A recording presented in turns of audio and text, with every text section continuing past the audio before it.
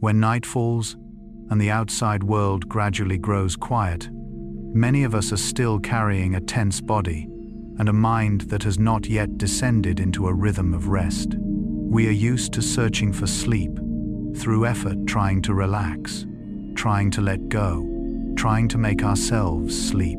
But sometimes that very effort causes sleep to drift even farther away. In this video, Stories for Sleep invites you to return to a very old path, older even than modern science, the path of herbal medicine. Not as quick fixes, but as silent companions that have walked alongside humanity since the earliest times. Leaves roots, flowers, aromas, and slow rituals before sleep. From the perspective of Carl Jung, humanity's turning toward plants is not merely a biological act, but a deep movement of the unconscious, a place where we seek care, safety, and a natural rhythm that has long been forgotten. Let this voice guide you to slow down. No need to remember, no need to apply anything right away.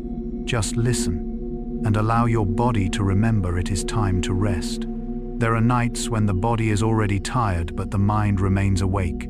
You lie still in the darkness, listening to your own breathing. Yet inside, there are countless small movements, thoughts not yet closed, emotions not yet settled, vague tensions without names. We often approach sleep like a switch, hoping it will turn off the moment our head touches the pillow. But sleep rarely arrives by command. It comes when the body and mind feel safe enough to let go. Long before sleeping pills or laboratories existed, humans turned to herbs not only to heal illness, but to create the conditions for rest. A warm cup of tea, a gentle scent, a mild bitterness on the tongue. These were not quick solutions, but whispers to the nervous system, now things may slow down. Ancient herbal remedies did not force the body to sleep. They were patient, much like nature itself, little by little, night after night. From Carl Jung's viewpoint, human beings are not only consciousness striving to control, but also a deep unconscious, constantly seeking self-regulation and healing. When we repeat gentle rituals, brewing tea, inhaling scent, waiting, we are speaking to that unconscious part. In this sense, herbs are not merely natural chemistry, but symbols of care, of an ancient bond between humanity and the earth.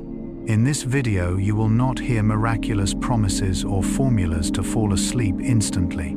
Instead, we will move slowly through the world of herbal remedies, understanding why they work, why they take time, and why that very slowness is the greatest gift to sleep. This is a gentle journey, where knowledge is not meant to make you more alert, but to soften you little by little. If you are listening at night, let these stories drift through you like warmth slowly spreading through the body. No need to remember, no need to fully understand. Just stay and allow the next part to guide you deeper into the slow rhythm of herbs and of sleep. Part 1. Opening the ancient world of herbs. There was a time long before humans knew laboratories, before medicine was sealed into pristine white tablets, before writing could record the first formulas. Human beings listened to the pristine world in a different way. They listened with the body, with the breath, with long nights without electric light, when pain, fever, or sleeplessness became silent teachers. In that world, leaves were not merely leaves, roots were not merely roots. Bark, flowers, seeds did not stand still as lifeless matter, but entered human life as companions. They were touched, tasted, boiled, dried, ground, and observed for a very long time, very slowly.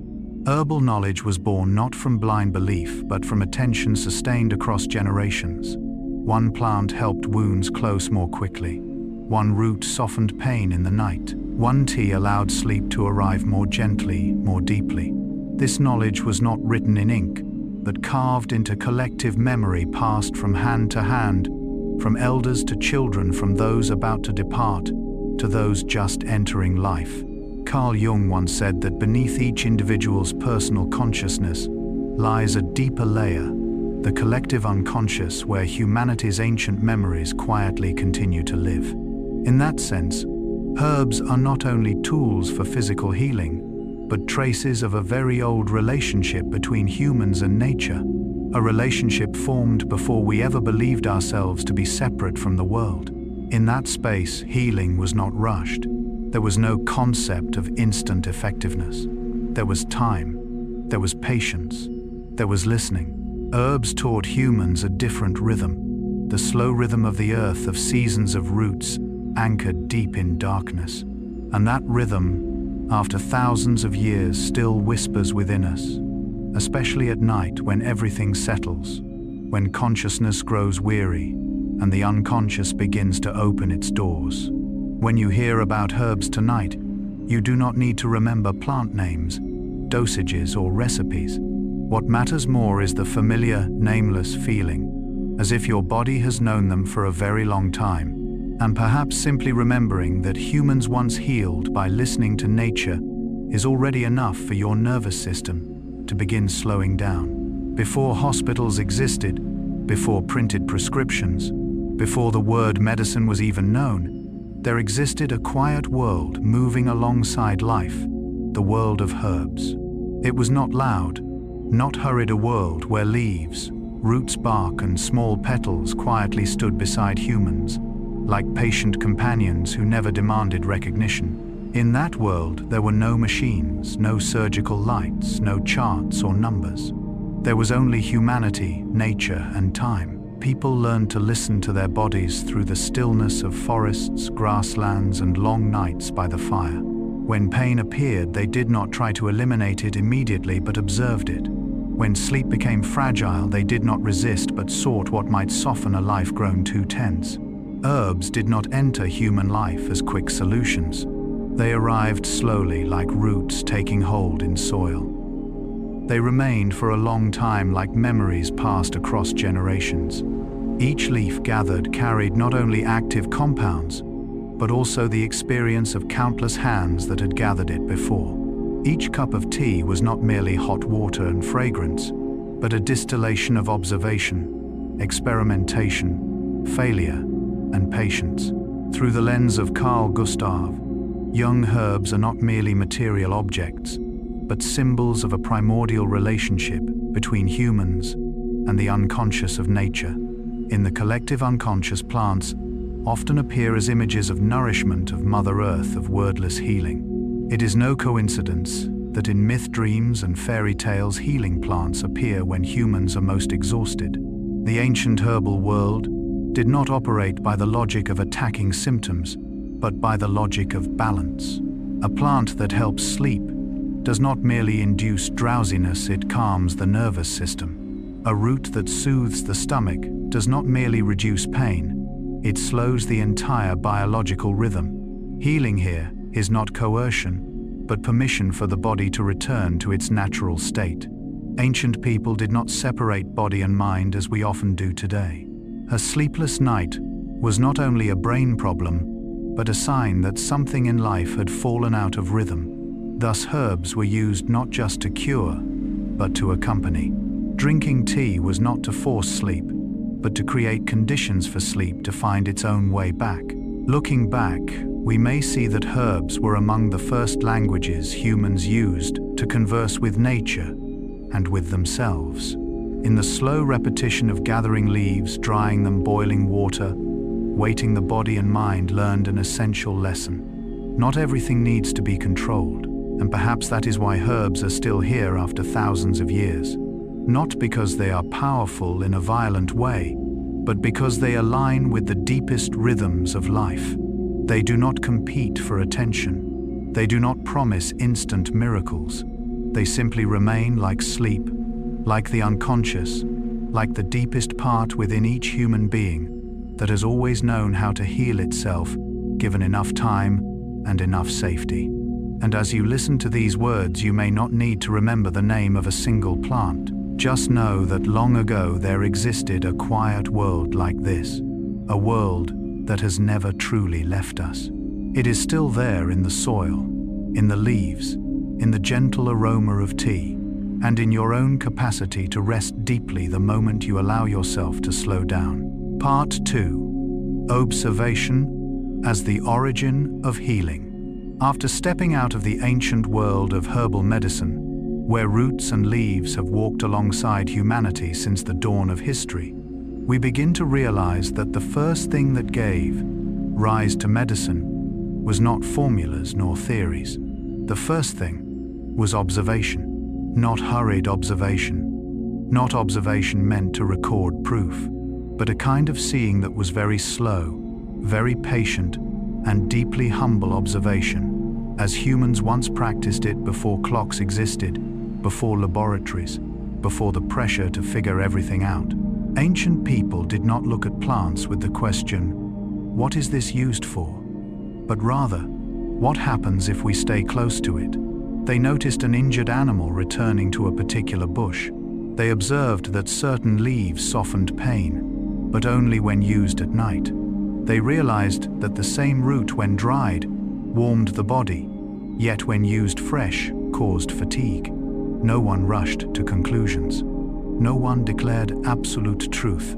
Each discovery required time, not days but seasons, years sometimes, an entire lifetime. And more importantly, each discovery needed repetition across different bodies in different circumstances across different eras. Healing in this context was not an individual act. It was a collective memory, slowly taking shape. Herbal knowledge was not preserved in books, but in stories, in the whispered guidance of elders, in rituals repeated again and again. In a child being taught, "This tea is only drunk when the weather turns cold." Carl Jung once wrote, "The collective unconscious contains the whole spiritual heritage of mankind's evolution." If the collective unconscious holds humanity's spiritual experience, then herbal knowledge is part of that healing unconscious, a place where bodily experience, environment, and time are compressed, transmitted, and kept alive. What is striking is this knowledge was never separated from context. A plant is never absolutely good or bad. It is only suitable or unsuitable for a particular body, a particular climate, a particular moment. That is why herbal medicine is not learned by memorization, but by living alongside it. Living long enough to see that effects do not always arrive immediately. Living slowly enough to recognize when it is time to stop. In ancient observation, healing did not resemble control. It resembled a silent dialogue between human beings and nature. And perhaps that is why this knowledge has survived for thousands of years, not because it was always correct, but because it was always open. Open to adjustment, open to error, open to relearning. In the modern world, where everything is measured by immediate efficiency, this kind of observation has largely been forgotten. But when we return to herbs, especially remedies meant to aid sleep, we are forced to relearn this slower rhythm. The body cannot be forced to sleep. The nervous system cannot be commanded to relax. One can only observe, listen, and create conditions. And this is the quiet gift left to us by ancient knowledge, a reminder that healing does not begin with doing but with seeing. Seeing that the body is tired, seeing that the mind is tense, seeing that sometimes the most necessary thing before sleep is to be in a space where nothing is demanded to be better. As you listen now, you may not need to remember the name of a single plant. Simply notice that, like ancient humans, you are observing yourself again.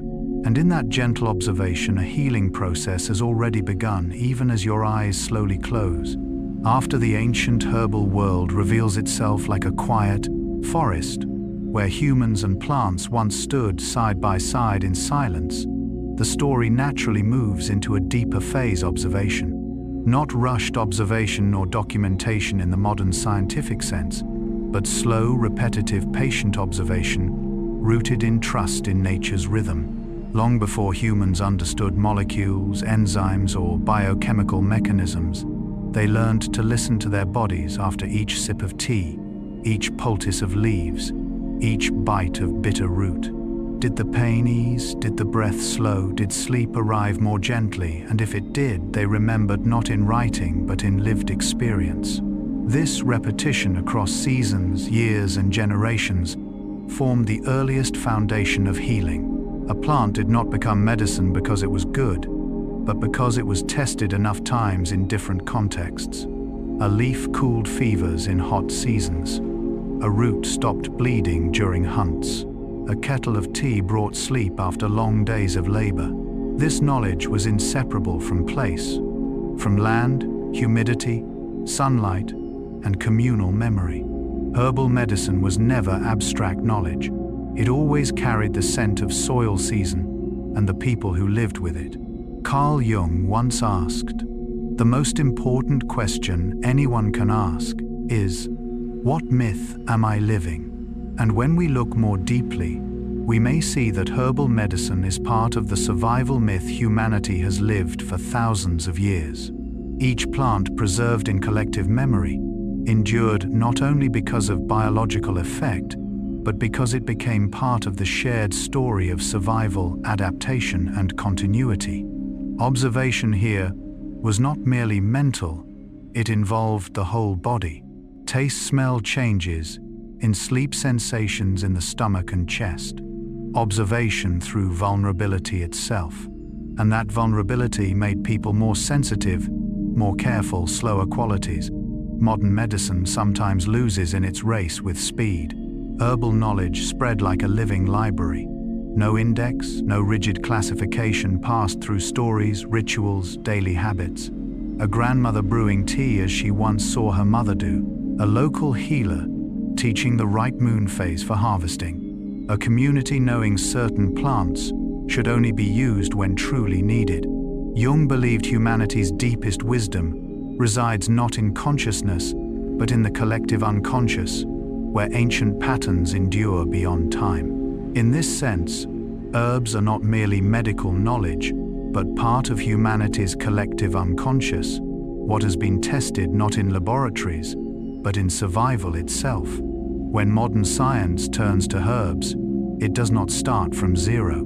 It enters a forest already threaded with paths shaped by countless slow footsteps, uncertain yet trustworthy enough to continue. From there, healing begins not through authority, but through listening. In the slow rhythm of night, as you listen now, your body is doing the same. It observes the breath softening, the heart slowing. It senses whether it is safe to let go. And, like ancient humans by the fire, your body learns to heal not through urgency, but through permission. Observe, then rest. Understand, then release. And in that quiet space, healing continues silently, whether you remain awake or drift into sleep. Part 3. From folk herbalism to modern medicine. If we step far enough back in history, before brightly lit laboratories, before test tubes, scanners, and scientific terminology, human medicine began with a very simple act: observing and remembering. Not remembering through writing, but through the body.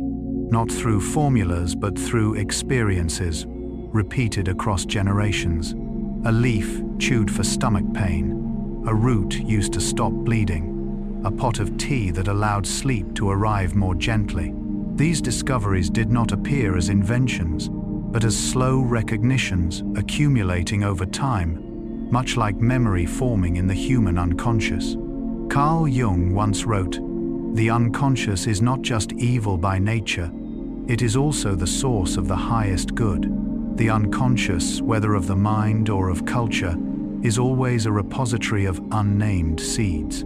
Modern medicine, when tracing its own origins, must acknowledge that many contemporary drugs did not begin in laboratories, but in fields, forests, and riverbanks. White willow bark used for millennia to reduce pain and fever became aspirin. Foxglove, a plant both beautiful and dangerous, led to powerful heart medications. Morphine, quinine, atropine, all carry the imprint of plants in name and structure. Yet, the importance lies not in the list itself. It lies in the human process of trusting, then doubting, doubting, then measuring, measuring, then standardizing. This was not a betrayal of nature, but a translation. Modern medicine does not reject herbs. It attempts to translate the language of plants into the language of data dosage and probability. At a deeper level, this mirrors a familiar psychological movement.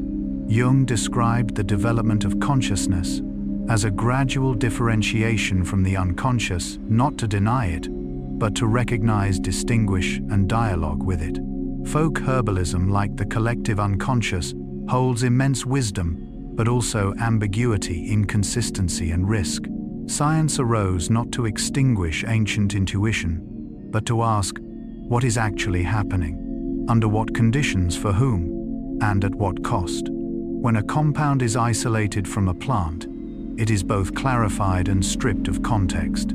Healing becomes more precise but loses part of its environment. Just as naming an emotion brings clarity but removes us from its raw flow, this is neither good nor bad. It is simply the cost of consciousness.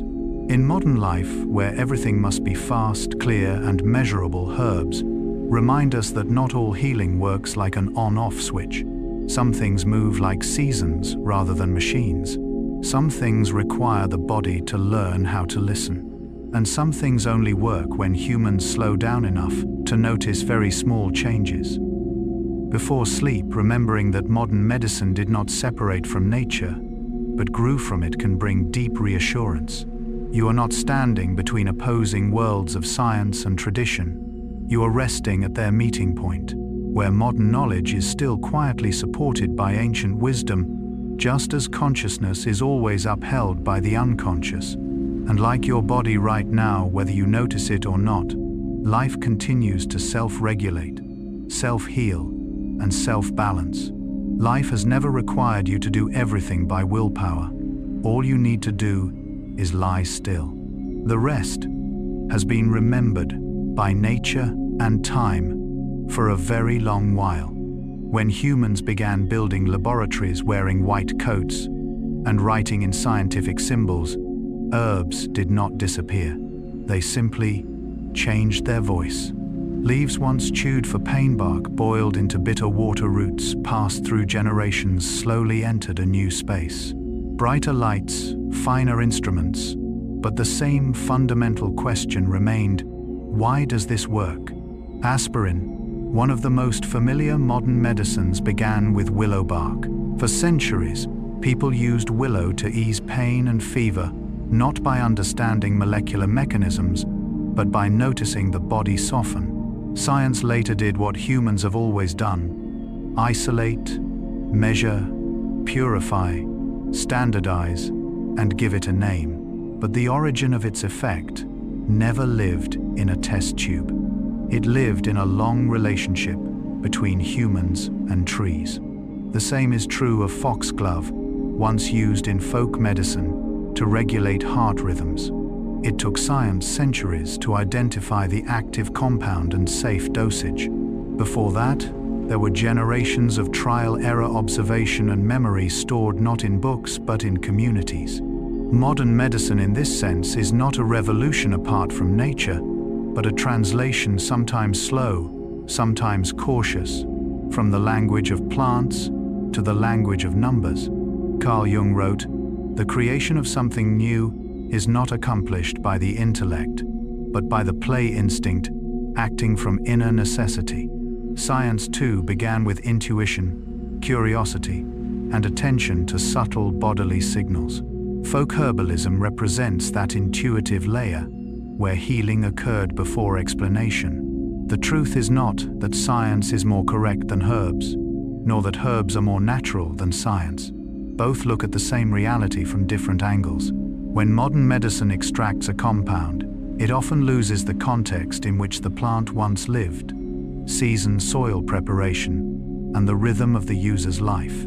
That is why some subtle effects of herbs are difficult to reproduce in pill form. From a Jungian perspective, this is the difference between a living symbol and an abstract concept. A folk remedy is not just a cluster of molecules, it is image, ritual, belief, and the feeling of being cared for. When these are removed, The effect may remain, but the experience changes profoundly. And experience, especially for sleep and the nervous system, can matter as much as biochemistry. Thus, to say modern medicine emerged from herbalism is not merely historically accurate. It is a gentle reminder that no matter how advanced technology becomes, the human body still responds most deeply to what feels familiar, slow, and relational. A cup of herbal tea before sleep works not only through compounds, but through collective memory of safety, of hands brewing tea of quiet evenings. Perhaps in a world obsessed with speed and optimization, returning to herbs is not regression, but medicine remembering its own roots. Not to abandon science, but to complement it with what machines cannot measure: the natural rhythm of healing. As you listen before sleep, notice the sensations in your body. No need to understand everything, no need to remember. Just know that for thousands of years humans have slept more deeply, breathed more slowly, and recovered more fully, not by controlling everything but by learning to listen to what unfolds quietly within. And in the next part we will move closer to that very power, the natural chemistry of plants, where the boundary between healing and harm is as thin as a breath and therefore demands respect and slowness. Part 4. Natural chemistry and hidden power. When human beings began to understand that a small leaf could soothe pain, that a root could allow sleep to arrive more gently, they simultaneously touched a deeper truth. Nature is not gentle. In a naive sense, nature is intelligent, and that intelligence is often hidden within invisible compounds created not to serve humans, but to serve the survival of plants themselves. Plants do not exist passively. They live in a silent world of competition, where insects, bacteria, fungi, and grazing animals are always present. To survive, plants developed a sophisticated chemical arsenal: alkaloids, flavonoids, terpenes, glycosides. These substances repel, paralyze, irritate, or subtly regulate the surrounding environment. When humans bring these compounds into their own bodies, a quiet dialogue begins. What matters is this: the human body and the plant body are not separate in evolution. Our nervous systems, livers, enzymes, and receptors have learned to recognize and respond to plant molecules over hundreds of thousands of years. That is why a compound can be toxic at high doses, yet medicinal at low ones. A substance may overstimulate when taken at the wrong time, but deeply calm when used in harmony with the body's biological rhythm. Here, the text must pause to emphasize a central sentence. Natural does not mean gentle. This is not a fearful warning, but an invitation to mature understanding. Carl Jung taught that psychological maturity does not come from denying the power of darkness, but from recognizing and integrating it. Herbal medicine is no different. Its power lies in the fact that it can heal and also disrupt, depending on how humans relate to it. Dosage is not merely a number. It is a relationship. A cup of chamomile tea before sleep may help the nervous system release its grip, but too much, too often, or taken when the body does not need calming may provoke the opposite response.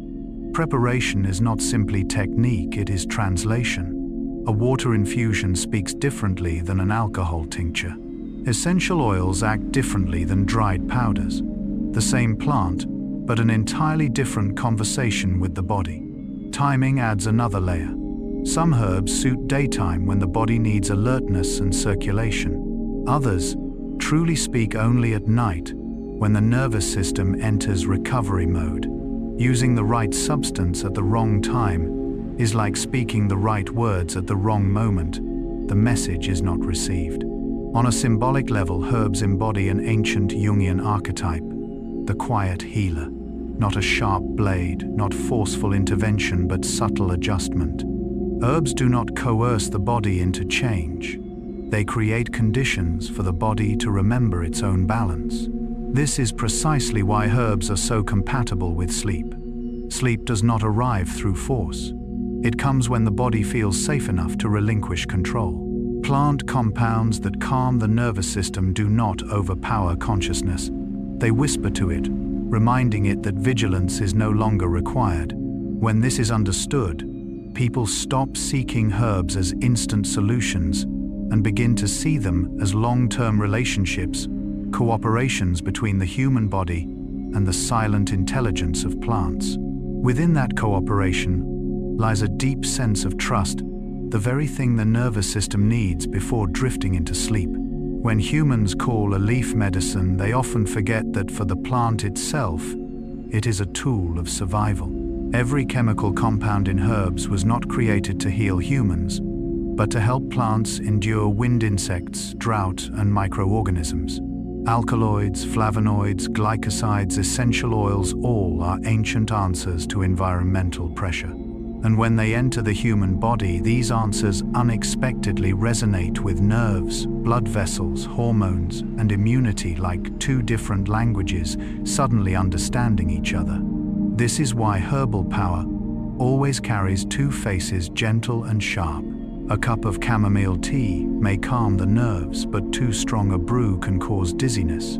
A drop of lavender oil may soothe sleep, but excess can stimulate rather than settle. Nature does not operate on absolute safety, but on dynamic balance, where everything is right only at the right dose, right time, right context. Here we encounter a deeply Jungian intersection. Herbs resemble repressed emotions. When recognized, named, and placed correctly, they become healing resources. But when ignored, exaggerated, or used unconsciously, they can cause disturbance. Like the shadow in psychology, hidden power is not frightening because it is strong, but because it is not listened to slowly enough. Natural chemistry, therefore, does not invite haste. It asks for presence. Ancient people did not extract compounds in a single afternoon. They observed bodily responses across days and seasons. They learned by listening to subtle changes, deeper sleep, slower heartbeat, softer breathing. Healing did not arrive like a switch being flipped, but like dusk slowly yet clearly signaling that night was safe to enter. And as you listen now, perhaps your body too is reading these invisible compounds in its own way. Not from leaves, but from the unhurried rhythm of the words, from the permission to understand that strength does not require urgency. In the world of herbs, as in the inner world, the deepest healing often comes from what is respected, not what is forced. Part 5. Preparation determines effect. When humans first began using herbs, they quickly noticed a subtle truth. Plants never speak in a single voice. The same leaf, the same root, the same flower, yet brewed as tea, soaked in alcohol, distilled into oil, ground into powder, or mixed with honey, it tells entirely different stories inside the human body. A hot cup of herbal tea is not merely chemical compounds dissolved in water. It carries slowness. Heat gradually opens the plant's structure, releasing lighter, gentler molecules. Drinking tea invites the body to relax, allowing the parasympathetic nervous system to engage. That is why tea rarely hits hard, but travels deep, especially suitable for sleep anxiety and long-standing tension. Alcohol tinctures, by contrast, speak another language. Alcohol draws out stronger, more concentrated compounds, sometimes insoluble in water. Effects arrive faster, clearer, but require greater respect. This is no longer a whisper, but a direct message. If tea is an evening conversation, tincture is a message delivered straight to the control center. Essential oils operate on yet another level. They bypass digestion entirely. A tiny amount through scent alone can reach the primitive brain where emotion, memory, and survival reflexes reside. Jung emphasized that what enters the unconscious directly does not need lengthy explanation. Scent works precisely this way. It does not argue or persuade, it touches and activates. Capsules, powders, standardized extracts reflect modern thinking: measurement, control, repetition. They offer reassurance to the ego. I know exactly how much I am taking and when. Yet they also remove herbs from their natural context, temperature, time, ritual, attention. And here, part 5 gently opens a deeper meaning. Preparation is not merely technique, it is relationship. How we prepare medicine reflects how we approach healing, fast or slow, control or listening, seeking immediate results or allowing a process. Carl Jung wrote, "The meeting of two personalities is like the contact of two chemical substances. If there is any reaction, both are transformed." This applies not only to people, but to herbs. When plant meets body, the reaction depends not only on compounds, but on the entire context of the meeting. A cup of tea prepared in silence before sleep under soft light with slow breathing may have a completely different effect than the same tea consumed hurriedly in stress. The plant has not changed, the nervous system has. Thus, part 5 does not urge memorization of preparation methods. It gently offers a lullaby-like insight. Healing is not about using the right plant, but about meeting it in the right way. When this is realized, the mind naturally softens. There is no need to find a perfect solution or control every variable. One simply chooses an approach that is gentle enough, respectful enough, appropriate for this moment. At that slower rhythm, herbs cease to be tools. They become small rituals, reminders that the body and nature have known how to converse long before logic tried to intervene. And within that understanding, sleep may arrive, not forced, not chased, but simply as the natural result of harmony.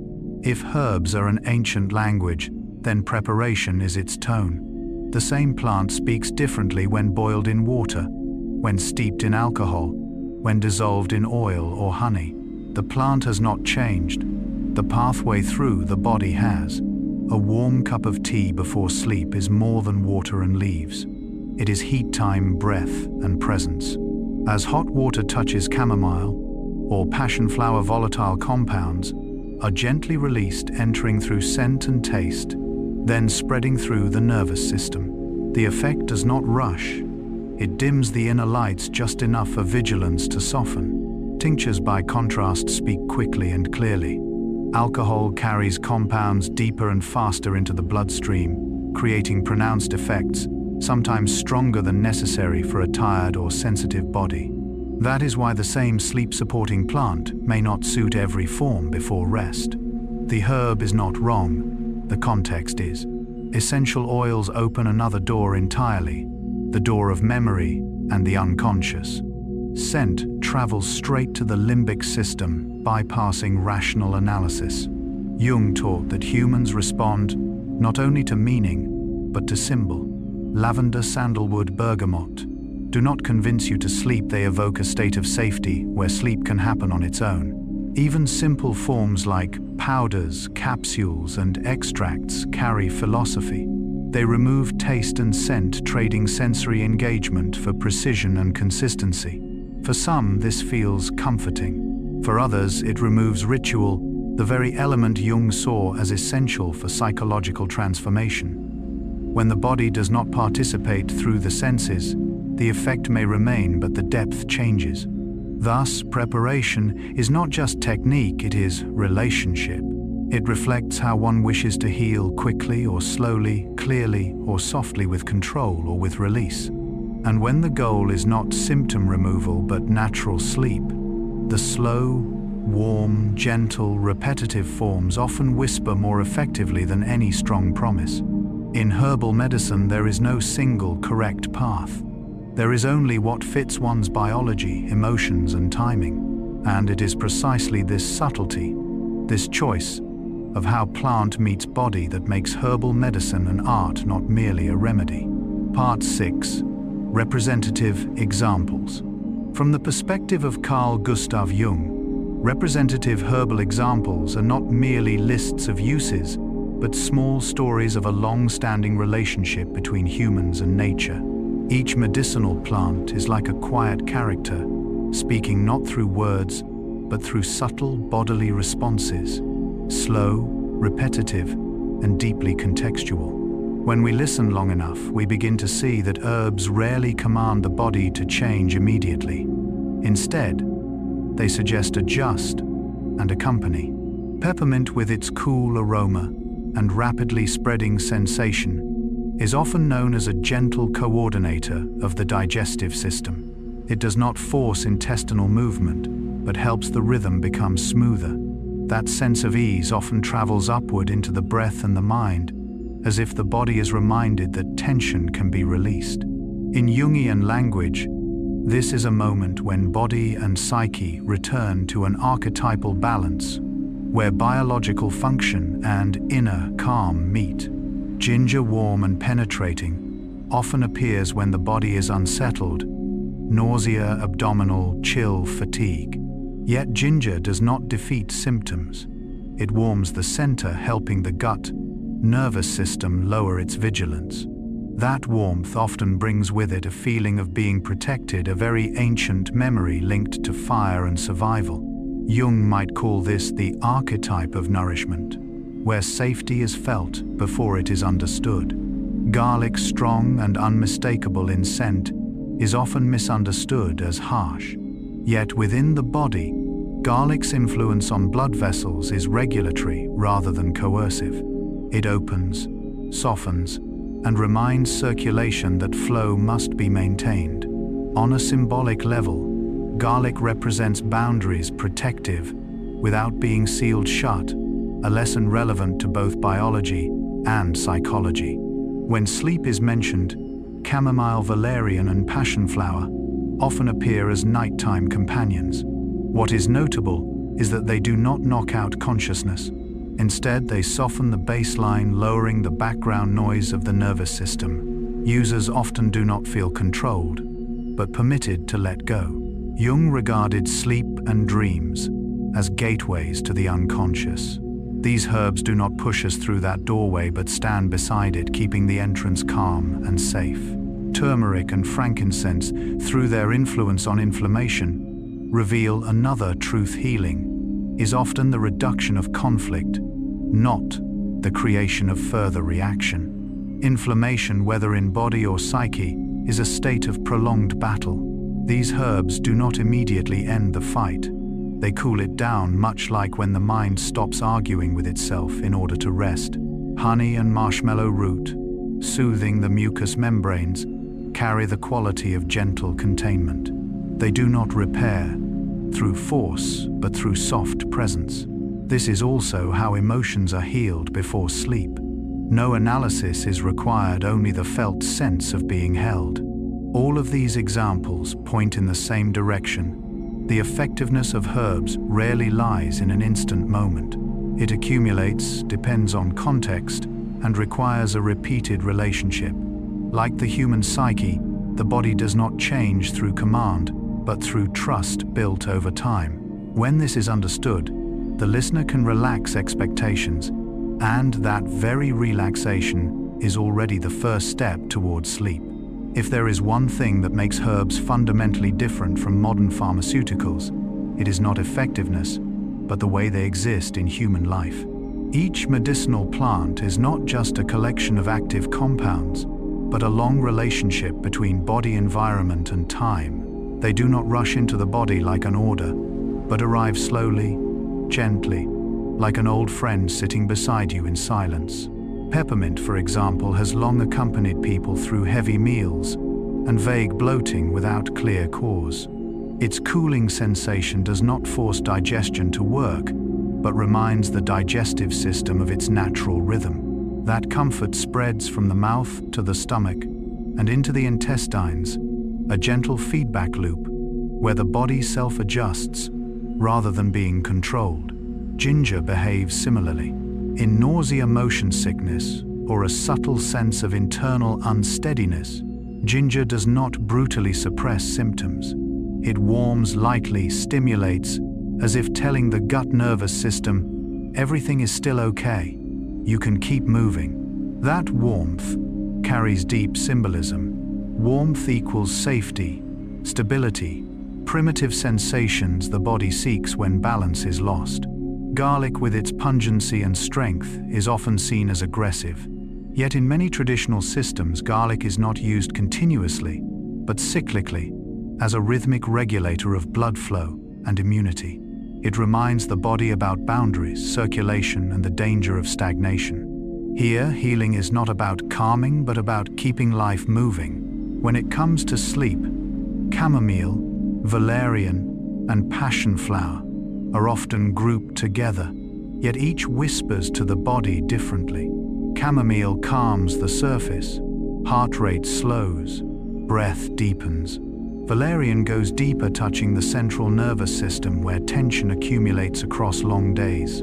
Passion flower is lighter and more elusive. Like twilight, it does not induce sleep directly, but opens a safe space in which sleep can arrive on its own. Turmeric and frankincense, meanwhile, relate not only to pain or inflammation, but to bodily memory. Inflammation often signals a long internal struggle. These herbs do not extinguish the conflict, but help the body cool down, withdraw its forces, and shift from defense to repair. This is a profoundly Jungian image. Healing comes not from victory, but from reconciliation. Honey and marshmallow root represent yet another dimension: protection. They coat and soothe the throat, stomach, and intestines like a thin blanket. It is no accident that honey often appears in evening rituals before sleep. Its gentle sweetness awakens an ancient memory of safety, reminding the body that it is being cared for. The unifying truth across all these examples is this: no herb works outside of context. The same plant used in tension feels different than when used in calm. Taken in silence differs from taken in haste. Effectiveness does not lie in isolated compounds, but in the meeting between plant, body, and moment. Carl Jung once wrote, "The meeting of two personalities is like the contact of two chemical substances. If there is any reaction, both are transformed." Herbs are the same. They do not fix the body, they transform both sides of the encounter. And it is precisely this slow, quiet, undramatic transformation that makes them so suitable for evening, when the mind needs soothing, not persuasion. If you listen long enough, you will notice these plants do not promise miracles. They only whisper, "Give everything a little more time." And sometimes that whisper alone is enough for the body to begin resting. Part 7. Warnings and Limitations. Through the lens of Carl Gustav Jung, a warning is never a threat, but a form of deep care. And so when entering the world of herbs, where leaves, roots, and flowers carry ancient power, limitations do not diminish healing. They make it more mature, more conscious, and safer. In many ancient cultures, herbs were not seen as harmless because they are natural, but as living beings with distinct personalities. Some are gentle, some are strong, some should only be approached when truly necessary. For this reason, traditional herbal knowledge was always accompanied by caution, observation, and respect. Jung emphasized, one does not become enlightened by imagining figures of light, but by making the darkness conscious. Recognizing risk does not extinguish healing light, it prevents blindness. Herbs can interact with modern medications, sometimes subtly, sometimes clearly. A seemingly harmless tea may alter how the liver metabolizes drugs, or amplify or reduce pharmaceutical effects. This does not mean herbs are dangerous, but simply that the body is a complex system where everything is interconnected. As Jung saw in psychology, no element exists in isolation. Everything lives within a delicate web of relationships. For pregnant women, children, and the elderly, these boundaries become even more important. Certain plant compounds stimulate contractions, influence hormones, or affect developing nervous systems. Historically, healers never casually gave children adult doses. They understood that fragile bodies require particular gentleness, just as a sleepy mind needs whispers, not loud calls. Another, often overlooked aspect is soil and environment. Medicinal plants absorb minerals, both beneficial and harmful. Heavy metals, pesticides, and pollution may silently enter herbs, turning medicine into a burden for the liver and kidneys. This reminds us that healing lies not only in the plant itself, but in the relationship between the plant and its world. Even misidentifying a plant, something that seems minor, can have serious consequences.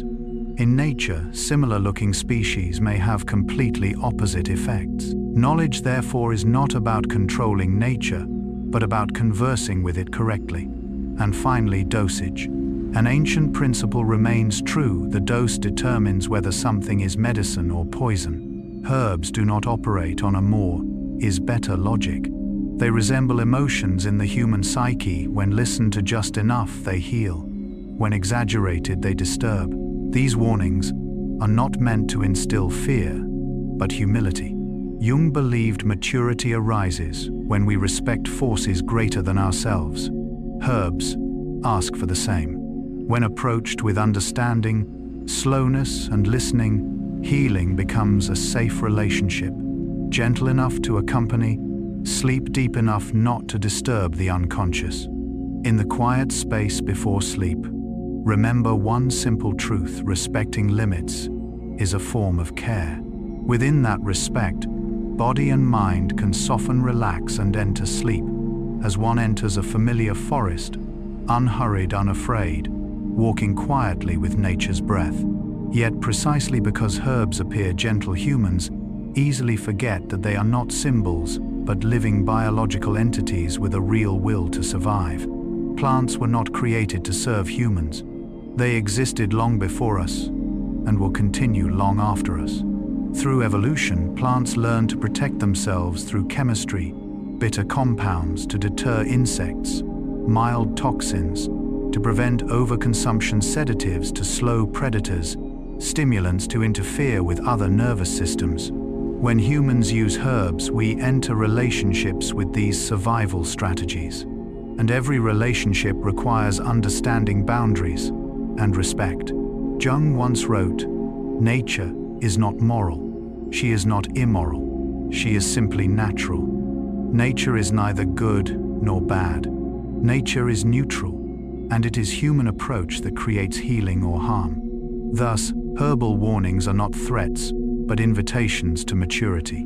Just as Jung spoke of the shadow not frightening because it is dark, but because we refuse to look at it, drug interactions are a clear example.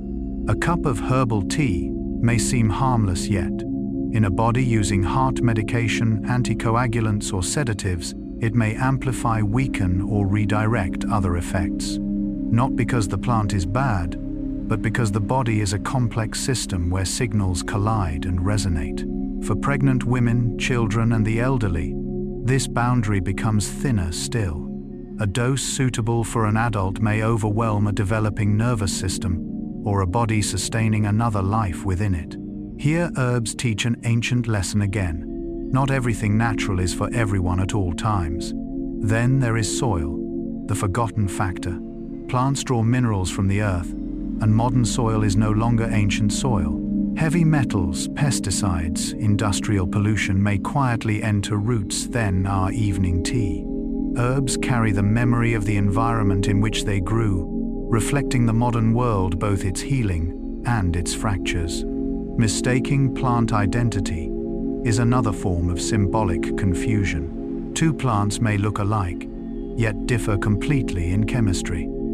A small error in recognition may have large consequences, just as confusing an emotion that needs listening with a reflex that needs stopping. And overdose, something modern humans easily fall into. We are used to thinking more equals stronger equals better, yet herbs follow another logic: gentle, slow, cumulative, time-dependent. Jung warned of the ego's tendency toward excessive control. The greatest danger to the psyche is the loss of measure, losing proportion that is the real danger. Even stopping herbs before surgery reminds us that natural substances can influence clotting, anesthesia, blood pressure. The body needs to return to neutrality before deep intervention. All these limits are not meant to make the listener anxious.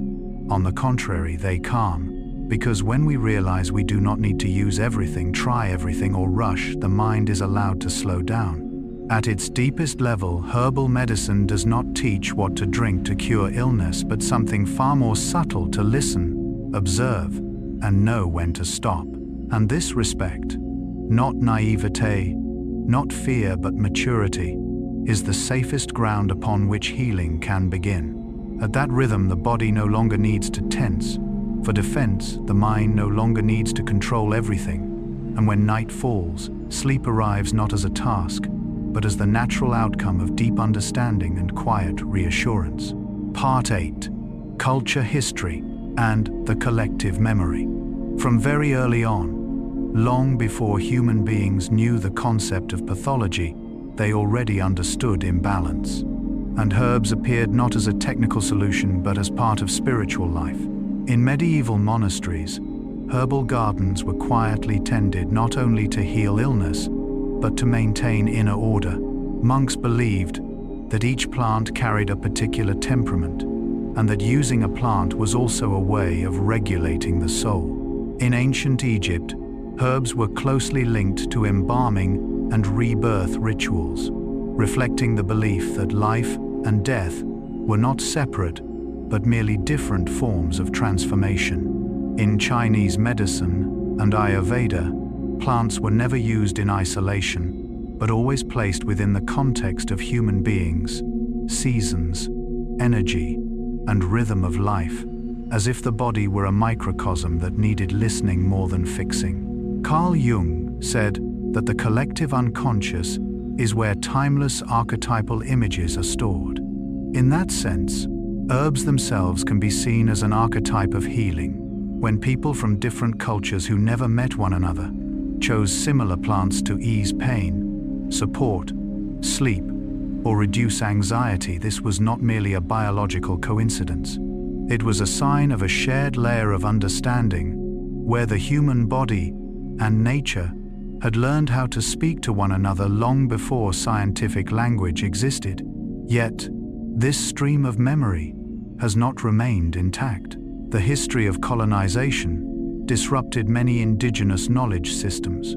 Much herbal wisdom was dismissed, as superstition erased or stripped from its cultural context, and reduced to active compounds alone. Jung would call this a loss of connection with the collective unconscious, when humans retain only what can be measured, while forgetting what carries meaning. And perhaps this is why, even though modern medicine is powerful, many people still feel something is missing. Something softer, slower, and closer to the rhythms of nature. In this context, returning to herbs today does not necessarily mean turning away from science, but rather an effort to remember that healing was once a relationship, not a command, to remember that the body is not only a machine but a story being continued. And when you brew a cup of herbal tea before sleep, you are not only ingesting chemical compounds, you are touching a very long stream of memory where millions of people before you sought quiet in the same way. At a deeper level, it is this sense of reconnection that truly soothes. It tells the nervous system, you are not alone in this exhaustion, that many generations before you listened to leaves, roots, and their own bodies to find their way back to sleep. And within that listening lies an ancient reassurance, something that does not need to be fully understood, only allowed to exist. If we look more closely at the history of herbal medicine, we begin to see that every leaf and every root carries not only active compounds, but also the collective memory of humanity. Before hospitals, before scientific terminology or printed prescriptions, humans learned to survive by listening to nature and remembering through stories. Herbal knowledge was not stored in laboratories, but in lullabies, rituals, myths, hearth fires, and the hands of elders. In medieval European monasteries, herbal gardens were not merely places to grow plants, but spaces for contemplation. Monks tended sage, chamomile, and valerian with the same attention they gave to prayer. Healing was inseparable from spiritual life. Plants were seen as part of a sacred order, where nature and humans participated in a larger rhythm together. In ancient Egypt, herbs were inscribed on papyrus, alongside mythology showing that medicine and spiritual symbolism were never separate. In China, traditional medicine viewed the body as a system of living energy, where plants did not attack symptoms but regulated flow. Ayurveda in India saw each person as a unique composition of natural elements, and herbs became tools to fine-tune that balance. Carl Jung emphasized that the collective unconscious stores shared images, patterns, and experiences of humanity. In this sense, herbs can be understood as a material expression of the collective unconscious things that have been tested over thousands of years and preserved not because of theory, but because they helped humans survive. Even when we do not know the name of a plant, the body seems to recognize that familiarity. The disruptions caused by colonization and modernization erased much indigenous knowledge, but that memory never fully disappeared. It lives quietly in the ritual of drinking tea before sleep, in the scent of herbs that calms us without our knowing why. It is wordless memory, much like dreams, unexplained yet deeply touching. And perhaps when we return to herbs today, what is healed is not only the body but the forgotten bond between humans and the natural world. In the silence of dried leaves, in the warm aroma of tea before bedtime, we touch a very ancient stream of memory where healing is unhurried, non-invasive, and unfolds like a familiar whisper, reminding us, you are not alone, you are being supported by many generations who came before you. Part 9. Modern Science and Traditional Wisdom. For a two-self, long-time humanity believed that modern science and ancient wisdom stood on opposite shores. On one side, bright laboratories, numbers, charts, double-blind trials. On the other, herbal gardens, handwritten notebooks, stories passed down through generations.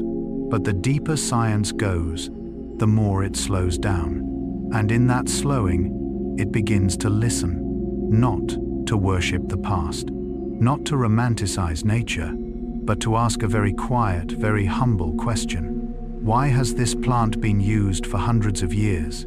This question carries neither blind faith nor denial.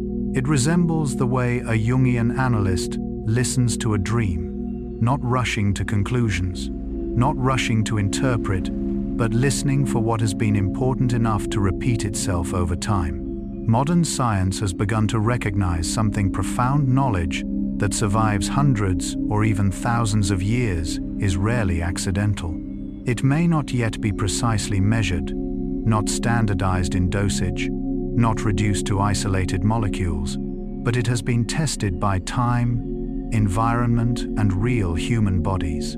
Here, science no longer stands above to judge, but bends down like a seasoned apprentice, asking nature questions in nature's own language. Carl Jung once wrote, "The more we know of the unconscious processes, the less we are tempted to explain them away." This applies not only to the human psyche, but also to ancient healing knowledge. The deeper science understands the biochemistry of herbs, the less it wants to dismiss what humans have felt for a very long time. Not because ancient people were always right, but because the human body has a memory longer than any theory.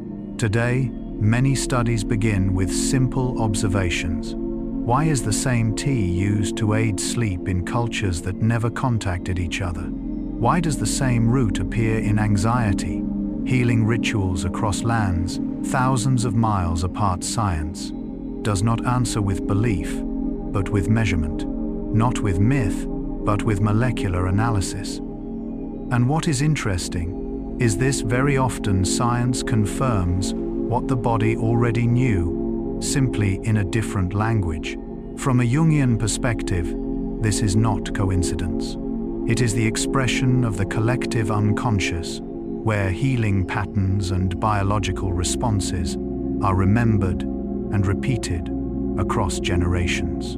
Modern science, in this sense, is not replacing traditional wisdom, but entering a new phase of interpreting it. Like an adult who does not deny childhood, but understands it from a deeper level of awareness. At this meeting point, herbs are no longer merely folk remedies, and science is no longer a destroyer of magic. Both learn to slow down, both learn to ask better questions, and most importantly, both learn to respect the complexity of life.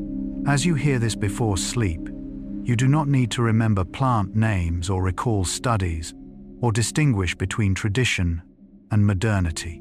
You only need to feel something very simple. Humans have always sought healing by listening to the body, listening to nature, and finally listening to their own exhaustion. And science, after a long cycle of speed and control, is relearning that ancient lesson slowly, humbly, and gently enough not to wake you from the sleep that is drawing near. When modern science returns to herbs, it is not a step backward but an evolutionary spiral. Just as the human mind, when mature enough, does not reject childhood, but looks back at it with greater understanding, science does the same. After centuries of focusing on isolation, synthesis, control, and optimization, science begins to see that some things cannot be fully understood when removed from their living context. A leaf is not merely a collection of molecules. A root is not only a storage site for alkaloids. In traditional wisdom, each plant is a living entity, with seasons, climate relationships to soil, water, people, and time. Modern science, as it measures and analyzes, gradually realizes that the very variables, once dismissed as noise, soil, light, harvest, timing, preparation, are often the most decisive factors in biological effect. Carl Jung wrote, "The least of things with a meaning is worth more in life than the greatest of things without it." In this light, traditional herbs resemble forgotten meanings. They persist, not because they were immediately proven in double-blind trials, but because they worked gently enough not to overwhelm the body and steadily enough to be passed on through generations. Their longevity itself becomes data. Today, many scientists no longer ask, "Does this herb work?" They ask, "Why does it work in this way?" Slowly, subtly, and only in certain contexts, this shift is subtle yet profound.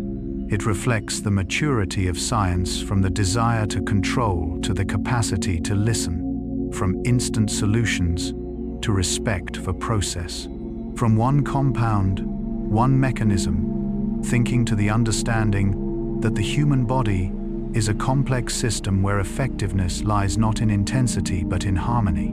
In Jungian psychology, this mirrors individuation, the integration of consciousness and the unconscious. Science represents consciousness, analysis, logic, separation. Traditional wisdom represents the collective unconscious symbols, lived experience, accumulated intuition. When these two meet, neither conquers the other. Instead, a deeper form of understanding emerges. Seen this way, herbs are no longer alternative medicine or secondary solutions. They become another language, slower, softer, through which the body can self-regulate. And modern science, when patient enough, begins to relearn that language, not to dominate it, but to translate it. Perhaps this is why the latest research on sleep stress and the autonomic nervous system increasingly focuses on very simple things: warm tea scent, rhythm, repeated rituals. Things our ancestors understood not through data, but through lived experience long ago.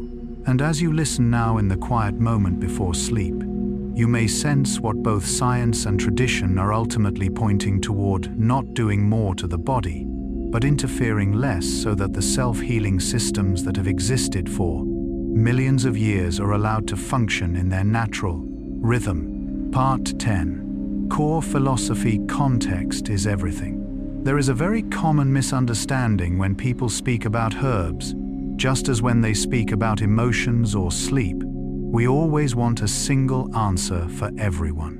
A plant that is good for everyone. A formula that suits all. A dosage that is absolutely safe. But nature has never worked that way, and neither has the human body. In the world of herbal medicine, No plant is abstractly good or bad. There are only plants that are suitable or unsuitable within a very specific context. Just as in the psychology of Carl Gustav Jung, no emotion is wrong. There are only emotions that have not yet been placed in their proper context. A plant that helps one person sleep deeply may make another feel restless. A tea that calms the nervous system at night may cause heaviness if taken in the morning. The same herb, but a different body, a different time, a different biological rhythm, and therefore a different result. Herbs do not function like on-off switches. They function like a quiet dialogue with the body. Context here is not only dosage or preparation. Context is the whole human being, how you have been sleeping recently, whether you are under strain or in recovery, which unnamed emotions you are carrying, which season of life you are in. A plant does not treat an isolated symptom, it meets a living system in motion. Jung emphasized that every psychological expression can only be understood correctly when placed within the totality of an individual's life. The body is no different. When we ask, is this plant good? The deeper question is, in my current circumstances, what does my body actually need? And that question cannot be answered in haste.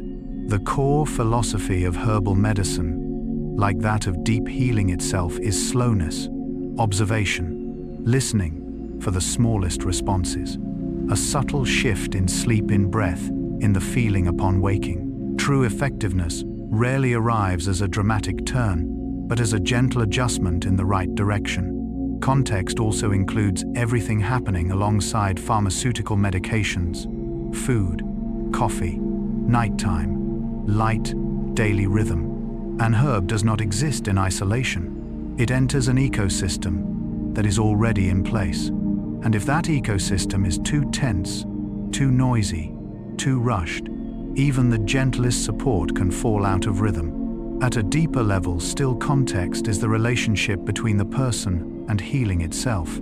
Do you approach herbs with trust or with control? Do you allow the body to lead, or are you pushing it to sleep faster, to be better, work more efficiently? Jung warned that anything forced in the psyche will resist in the unconscious.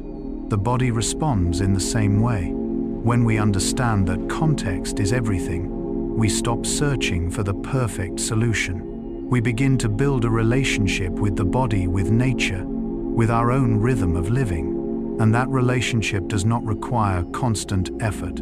It requires gentle presence and respect. In the space before sleep, this philosophy becomes especially important. The body does not need more commands. It needs signals of safety. When everything is placed into the right context, soft light, slower breath, loosened expectations, then with or without herbs, the healing process has already begun. And perhaps this is the deepest lesson herbs teach us: not to do more, but to understand more accurately. Not to find the best plant, but the most fitting one in this moment. When we do that, the body knows how to complete the rest quietly, precisely, and without supervision. If the entire world of herbal medicine were distilled into a single principle, it would not be the name of a plant, nor its active compounds, but context. A leaf never heals anyone by itself. It only gains meaning when it meets the right body at the right time, in the right circumstances. And this is what brings herbal medicine closer to Jungian psychology than to rigid formulas. Jung emphasized that no symbol carries a single meaning for everyone. An image in a dream may be healing for one person and a source of conflict for another. Herbs are the same. The same valerian root may be a bridge into deep sleep for one person, yet cause restlessness for another, if used at the wrong dose at the wrong time, or when the body is under particular strain. Not because the plant is bad, but because the context is unsuitable. Context includes tangible factors: physical constitution, age hormones, medications, and subtler ones, prolonged stress, sleep quality, life rhythm, even one's relationship with one's own body. An exhausted body needs soothing. A sluggish body might need gentle stimulation. When these differences are ignored, herbs become a blind formula, much like applying a single dream interpretation to everyone. At a deeper level, context is also relationship. When someone prepares herbal tea in haste expecting to fall asleep immediately, the nervous system remains in a state of control. But when they slow down, inhale the scent of dried leaves, feel warmth spreading through their hands, the ritual itself has already begun to regulate emotion before any active compounds take effect. Jung called this the power of ritual, a space where consciousness and the unconscious participate together in healing. Thus, herbs are not something to take and be done with, but an invitation to observe how the body responds, how emotions shift rhythm, how sleep arrives sooner or later. And through this observation, humans relearn an ancient skill, not forcing healing, but creating the conditions for it to occur. When context is understood as everything, the pressure to use the right plant, choose the correct type, or do it perfectly begins to dissolve. In its place emerges a softer attitude, listening, gentle experimentation, gradual adjustment. This is also the psychological state of safety, the state in which the nervous system most easily enters rest. And perhaps before sleep, what herbs truly teach us is not only how to brew tea, but how to respect our own unique rhythm. No comparison, no rushing, no universal solution imposed on a singular body. When context is honored, chemistry becomes care. And when care is deep enough, sleep arrives not as a goal, but as a natural consequence. Part 11. Slow rhythm and patience.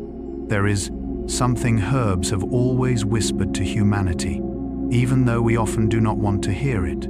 Healing rarely happens quickly. Unlike pills designed to switch symptoms on or off, most herbs work like weather. They do not create an immediate transformation. They gradually alter the internal context, like clouds gathering before rain, like night dew seeping into the soil when all movement has quieted, like breath slowly deepening when the body finally realizes there is no longer a need to stay alert. In the modern world, we are accustomed to speed. Pain should disappear immediately. Fatigue should be replaced with instant alertness.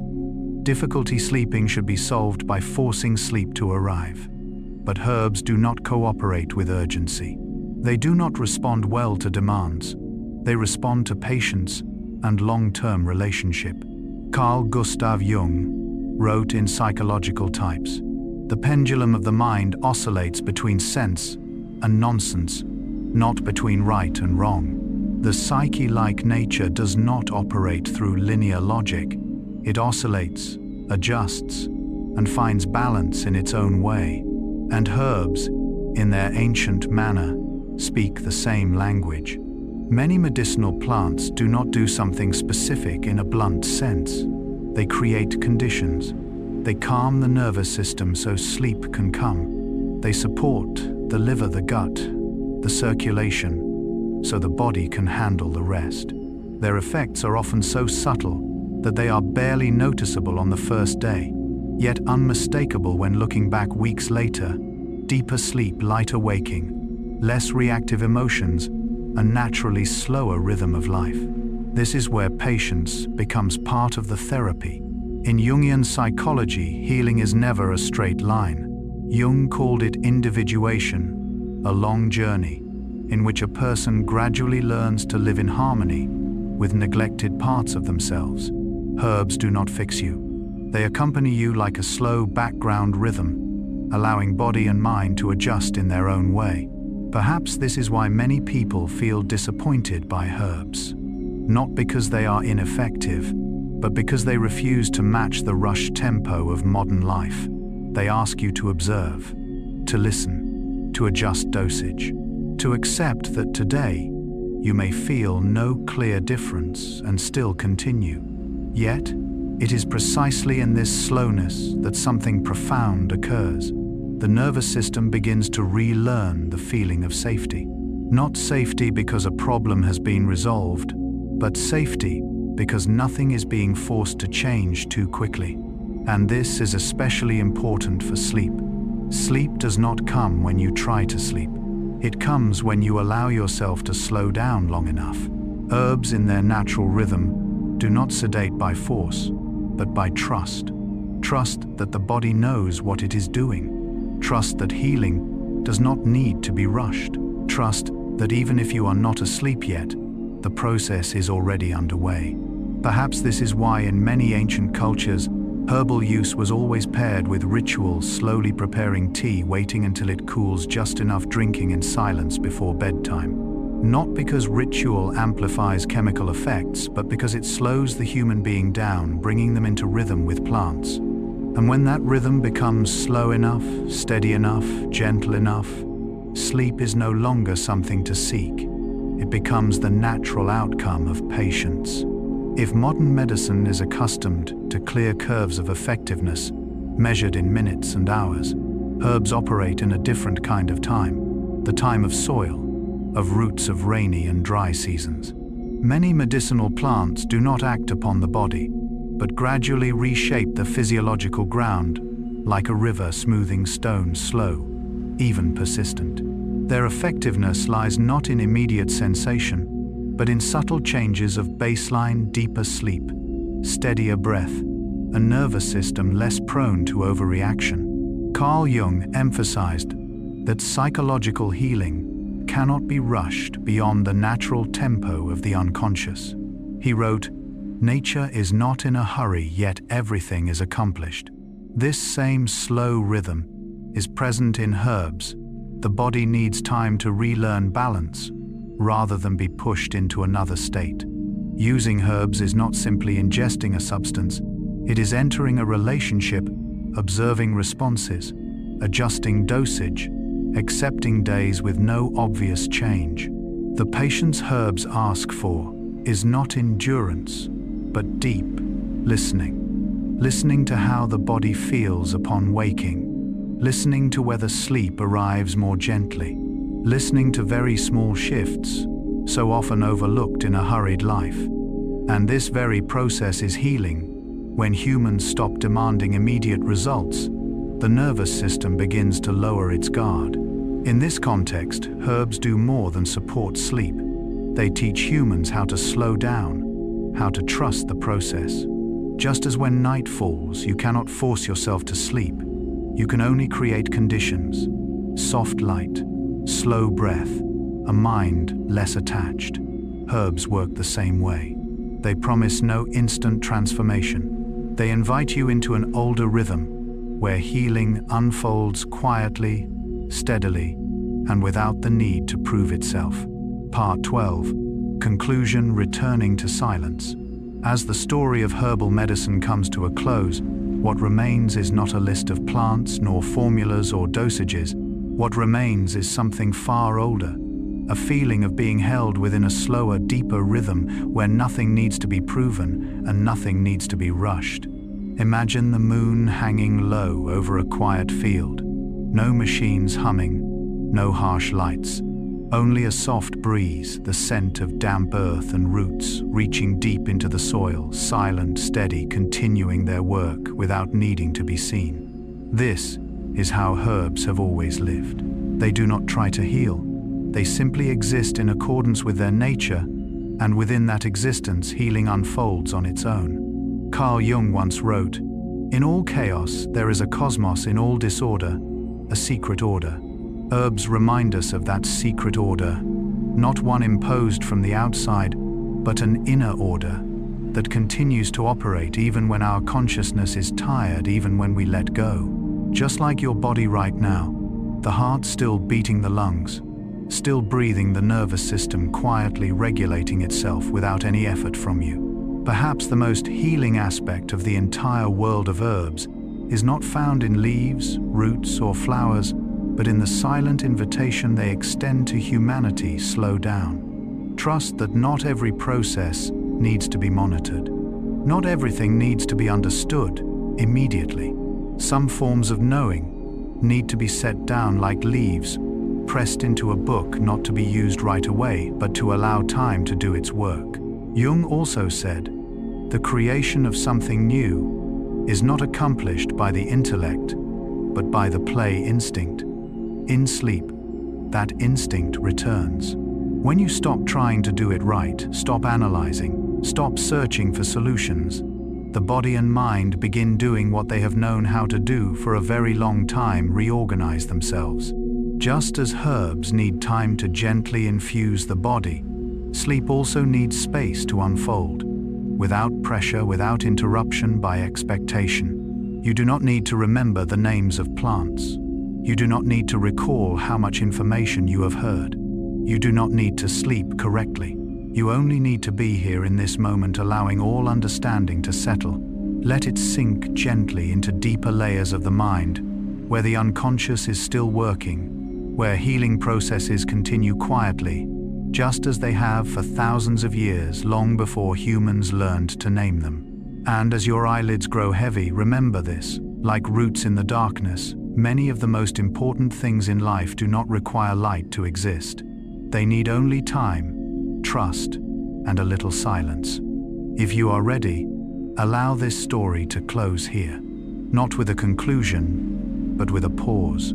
And when all knowledge has been set down, when the names of roots, flowers, compounds, and mechanisms no longer need to be held, what remains is not emptiness, but a safe spaciousness, a quiet, like a field after harvest, where nothing needs to grow immediately.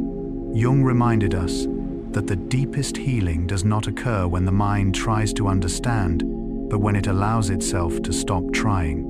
In that silence, the unconscious begins its work, quiet, precise, without instruction. At its deepest level, herbal medicine is not merely about plants or compounds. It is a reminder that life has known how to regulate itself long before human intervention. Roots do not rush to draw water. Leaves do not absorb light in panic. Every process unfolds in its own rhythm, slow enough not to cause harm. When we approach herbs with listening rather than control, the body begins to relearn trust in those ancient rhythms.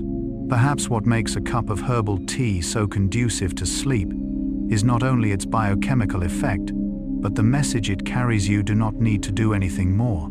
Just drink, feel the warmth, move down your throat, let the scent dissolve gently into the air, and allow yourself for now to stop fixing, improving, or becoming better. In that moment, the body is no longer a project. It becomes a home again. Jung once wrote, "One does not become enlightened by imagining figures of light, but by making the darkness conscious." And it is precisely in the gentle darkness of night, when the light of knowledge softens, when understanding grows quiet, that herbs like sleep itself do their best work.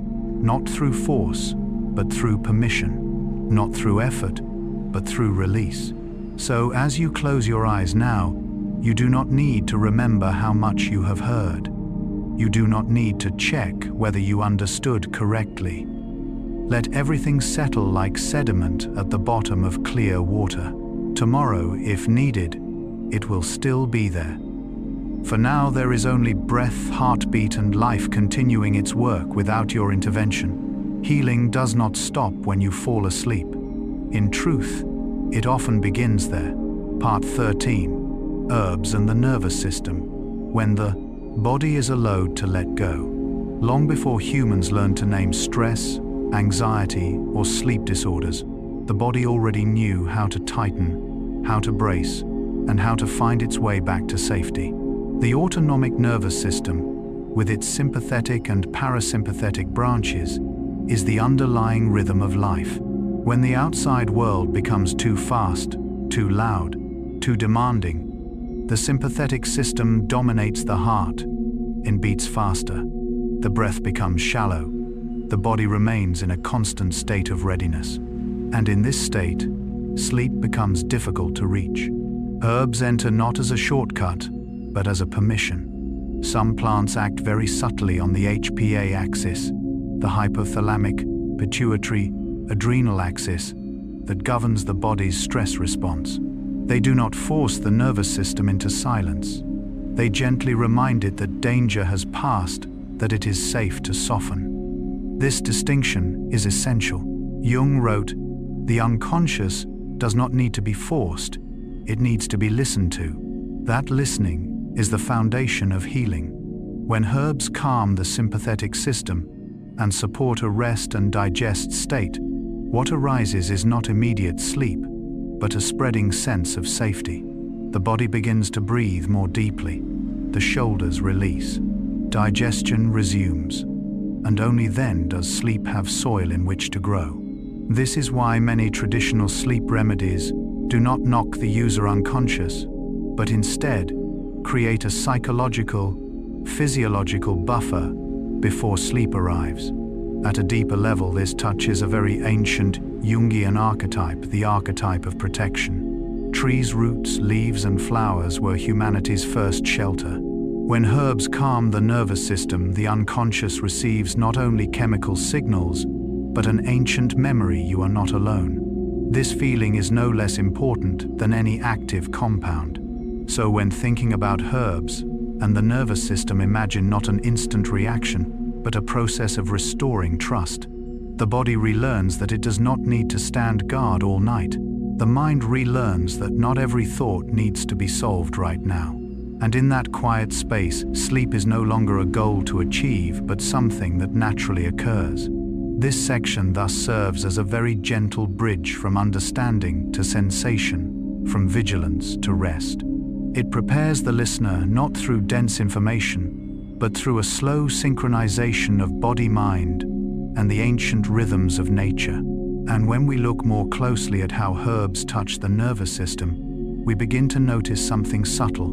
Most plants used to support sleep do not force the body to sleep, nor do they knock out consciousness like a chemical command. They do something far gentler. They whisper to the nervous system, "It is safe now." The human autonomic nervous system is designed to continuously scan for danger. In modern life, it rarely truly rests. Light, sound, information, social expectations all keep the sympathetic system on alert. Many people do not suffer from insomnia because they are insufficiently tired, but because the body has never received the signal that everything is done. In this context, herbs do not function as sedatives, but as kind night watchmen standing beside the nervous system and repeating the same message, "There is nothing more you need to do." Some plants influence the HPA axis, the stress pathway connecting the hypothalamus, pituitary, and adrenal glands, but their impact is rarely aggressive.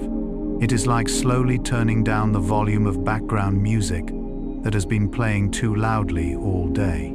As cortisol stimulation eases, the heart rate slows, the breath deepens, and the brain shifts from scanning for threats to sensing presence. Carl Jung wrote, "The psyche is a self-regulating system that maintains itself in equilibrium, just as the body does." Seen in this light, herbs are not instruments of control, but catalysts for innate self-regulation. They do not replace the body's wisdom, they create the conditions for that wisdom to function without interference. Notably, many people describe their experience with sleep-supporting herbs using words not directly related to sleep: softer, less anxious, held no longer on guard. These belong to the language of the nervous system, not of willpower. And here, the deep intersection between biology and depth psychology becomes clear. From a Jungian perspective, safety is the prerequisite for the unconscious to open. When the nervous system remains tense, dreams become chaotic or blocked. When the body is allowed to soften, dreams become spaces of repair where older images, gentler symbols can emerge without fear. Herbs, in this sense, do not take you into sleep. They open the door so sleep can find you. They soften the boundary between day and night, waking and resting the controlling ego and the deeper part that knows how to release. And as you lie there in dim light with breath slowing, you may not need to think about mechanisms, axes, or compounds anymore. It may be enough to know this: at very deep levels of your body systems are working on your behalf, quietly, precisely, without asking for attention. like roots in dark soil needing no light to know how to keep the entire tree standing. Part 14. Herbal Rituals Before Sleep. From the perspective of Carl Gustav Jung, ritual is never an empty act. Ritual is the ancient language through which the human mind communicates with the deeper layers of consciousness. And so when speaking of herbal rituals before sleep, what matters most is not which plant is consumed, but how one enters that moment. In modern life, sleep is often treated like a switch. Turn off the lights, lie down, and expect the body to immediately fall into rest. But the human nervous system does not operate by command. It needs signals of safety, familiar sequences, repeated cues that last long enough for it to trust that the threat has passed, that the day has closed. And it is precisely here that the herbal ritual reveals its deepest role. The slow act of making tea, for example, is not merely preparation. It is a sequence of rhythmic movements: boiling water, waiting for steam to rise, pouring, watching the color spread. Each step moves more slowly than the pace of daytime life. The body registers this shift before the mind fully notices. Breathing adjusts on its own. The shoulders lower. The jaw softens. The sympathetic nervous system, accustomed to vigilance, begins to give way to a state of rest and digestion. Smelling herbs works in the same way. Scent travels directly to the limbic system, the center of emotion and memory, bypassing rational layers. A single familiar aroma can awaken a very old sense of safety. An evening kitchen, a caregiver's presence, a moment when one was allowed to let go. Jung emphasized that deep memory does not exist as clear images, but as sensations and atmosphere.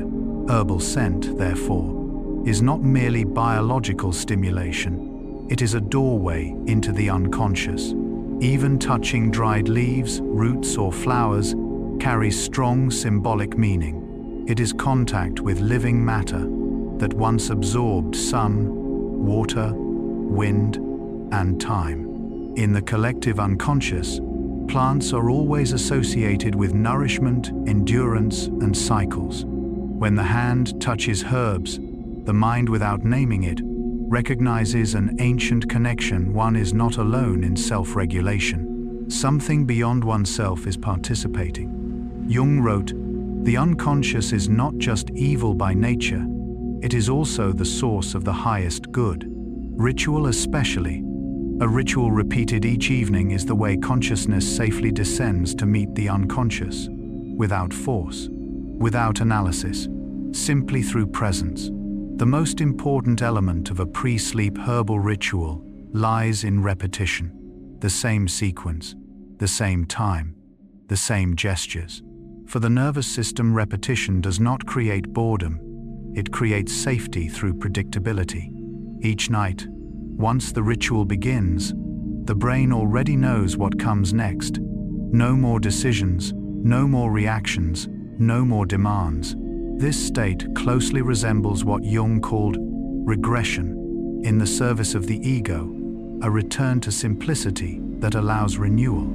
At a deeper level, the herbal ritual prepares not only for sleep, but for the release of control.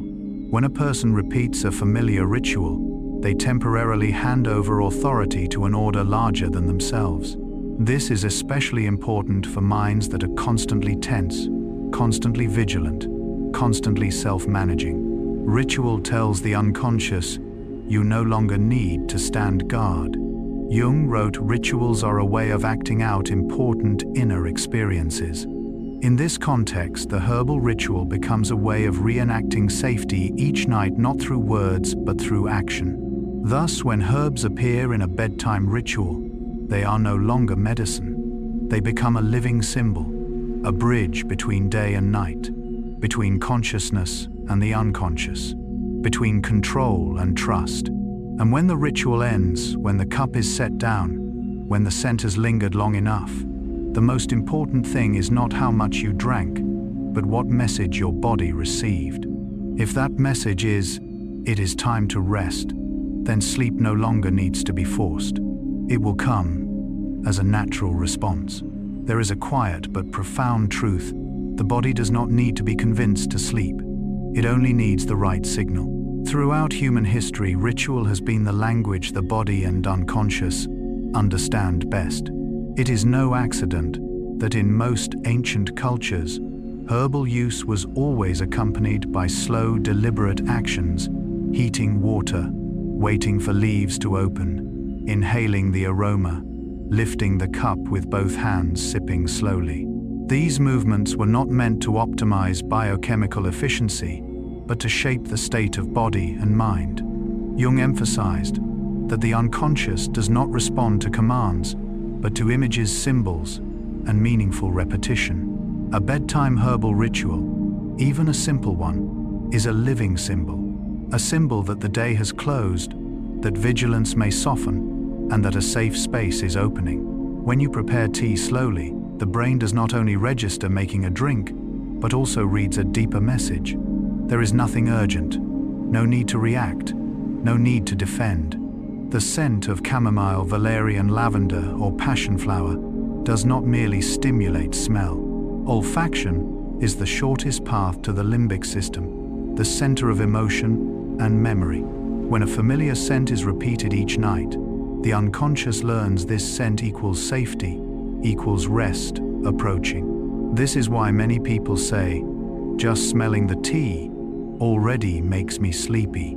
Not because the active compounds have acted yet, but because the ritual has opened the correct neural doorway. Touching dried leaves, roots, or a wooden spoon stirring tea is also part of the message. Slow, steady, repeated tactile input reduces sympathetic nervous system activity and allows the parasympathetic system, the system of rest and recovery, to take over.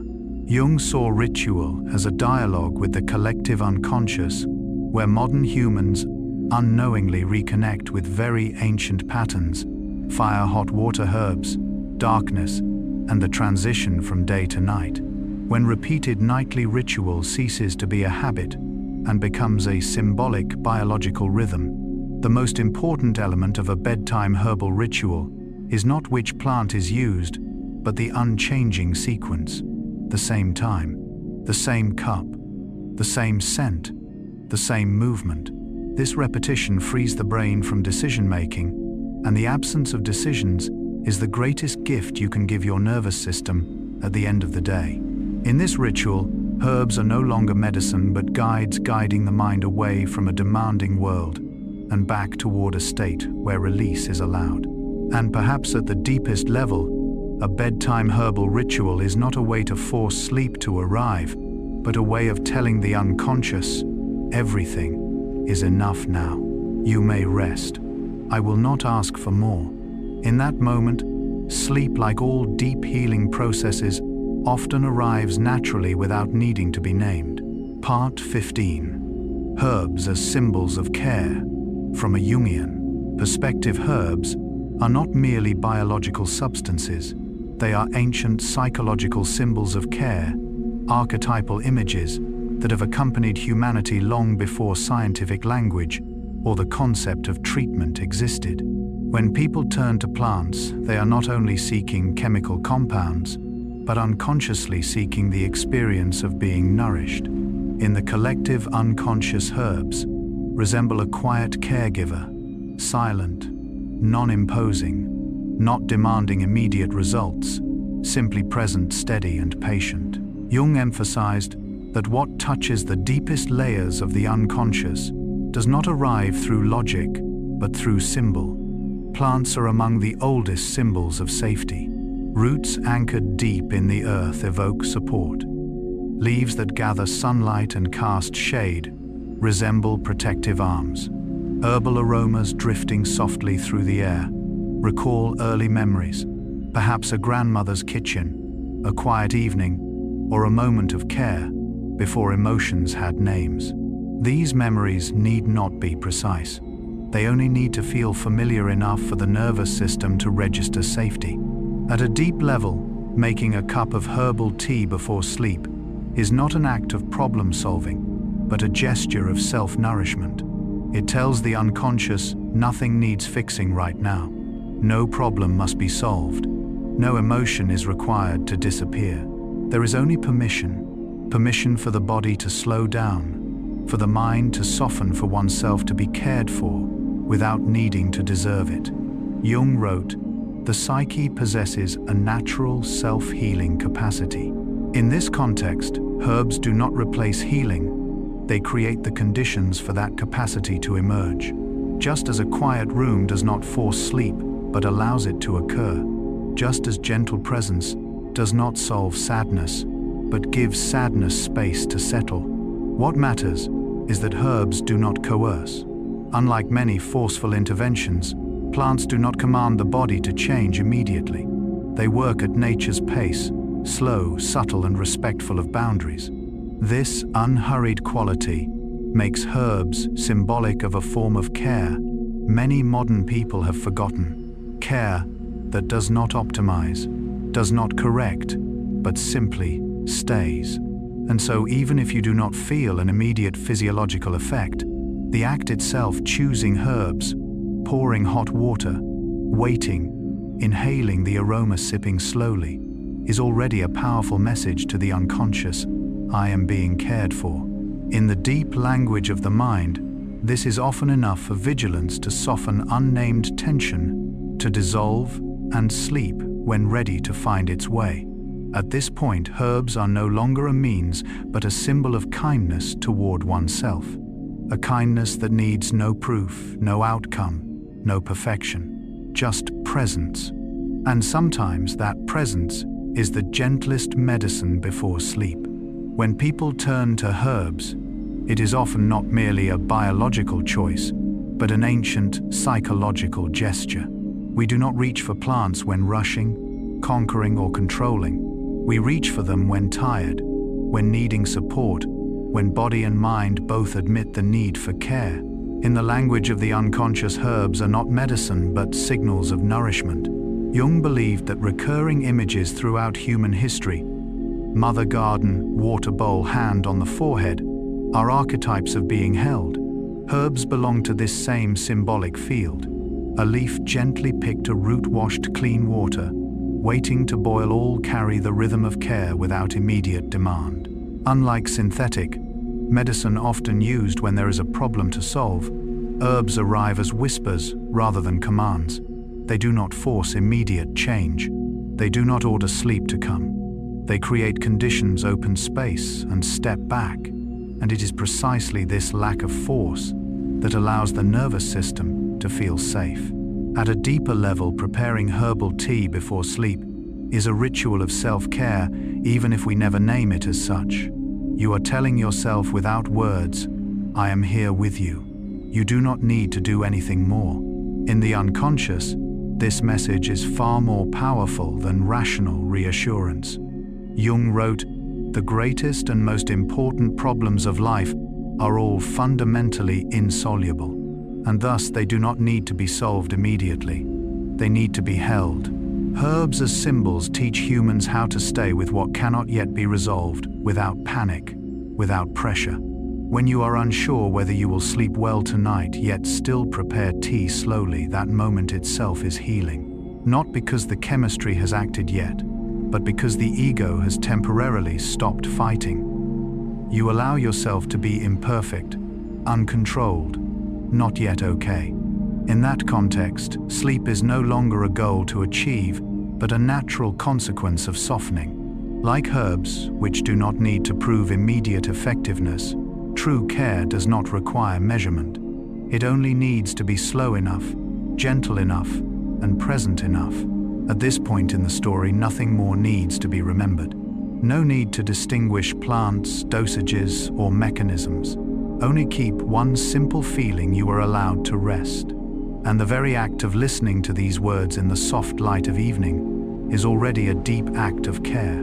After passing through ancient forests of herbal knowledge, through humanity's slow observations over thousands of years, through quiet compounds, interacting with the nervous system through small nightly rituals, and through symbolic depths, where plants become images of care. Perhaps what matters most is not what you have learned, but how you feel right now. If your breath feels slightly slower, if your shoulders and jaw have softened, if thoughts no longer rush as they once did, then this journey has already done its work. Jung believed that deep healing occurs not when we try to fix, but when we allow natural inner systems to return to their own rhythm. Herbs, like the mind, do not respond well to pressure. They work best when trusted. You do not need to remember plant names. You do not need to remember compounds. You do not need to remember dosages, mechanisms, or history. Like a forest at night, healing continues even when unseen. Roots still draw water. Microorganisms still transform soil. The nervous system still recalibrates. DNA still repairs tiny errors. And your mind is gradually releasing its role of control, returning to a very ancient state, being supported by something larger than itself. In the collective unconscious, Jung described plants always appear as symbols of life without strain, nourishment without demand, patience without a clock. Perhaps that is why throughout history, when humans felt tired, afraid, or lost, did not turn to metal but to leaves, not to speed but to rhythm. And tonight, simply by being here listening to a slow story, allowing yourself not to be efficient, not to be okay, not to have everything resolved before sleep, you have already performed a real act of care. You do not need to do anything more. No need to force release. No need to force sleep. Sleep like a shooting star, or spring rain arrives when conditions are ready. Your task is not to pull it toward you, but to remain still long enough for it to find you. Notice your body once more. It is rearranging itself, without consulting you, without needing you to understand. And that is safe. If thoughts still drift by, let them move like leaves floating on water. No tracking, no conclusions. Tomorrow will take care of tomorrow. For now, it is time for night. A night where the body rests, where emotions are soothed, where the unconscious continues its ancient work, connecting, healing, and preparing for a new cycle of life. Thank you for staying until the end of this story. Thank you for giving yourself permission to slow down. Wishing you a deep sleep, a gentle sleep, and a peaceful night where everything is allowed to unfold in its own natural rhythm. Good night.